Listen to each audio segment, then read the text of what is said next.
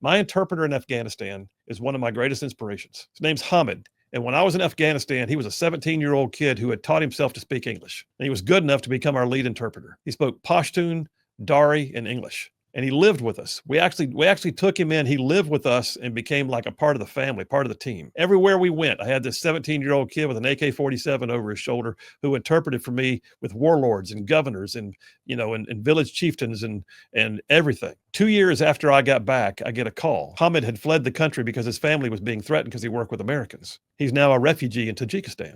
He's in a UN refugee camp. So myself and a guy on my team, we started supporting him, sending him money, working with our congressman, helping him.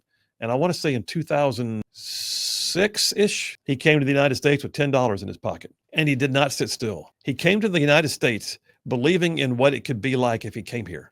And he came here, he lived with one of the other guys on my team. And we would talk all the time. We still catch up. We still talk periodically. And my friend Hamid came here with $10 in his pocket, and he got a job. He started working, and then he had to get his GED to make sure he had some measure of education that it was equivalent to the U.S. He got his GED, and he enrolled in community college, and he finished community college, and then he got a scholarship to go to the University of Denver. And so he did. He moved out to Colorado by himself. He used to call me. He'd be sitting there working in a airport like parking lot attendance booth, studying while he worked. And he would call me and we would talk and just catch up.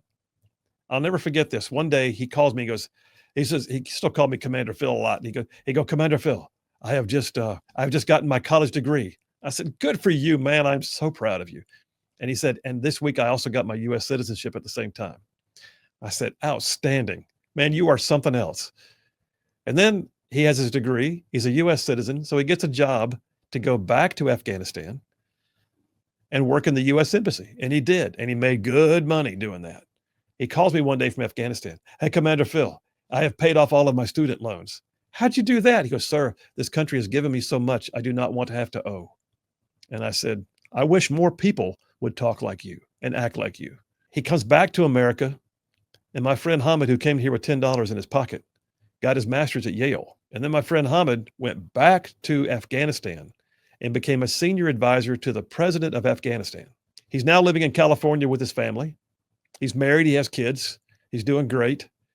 He's just living the American dream.